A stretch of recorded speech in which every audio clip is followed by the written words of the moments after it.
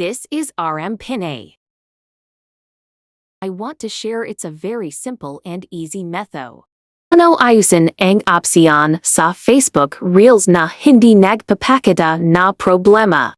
Tingnan dito, walang pagpapakita ang opsyon sa Facebook Reels. Gayon ipapakita ko sa iyo kung paano ayusin ang problemang ito.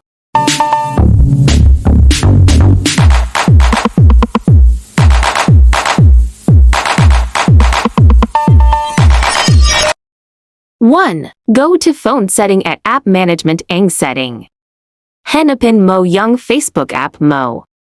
My storage usage kang nakikita, click lang at clear cache and clear data. Scroll down, click app permission all allow. Now go to the Play Store.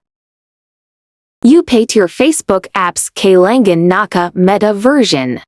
Then go to your Facebook. I hope I fixed your problem.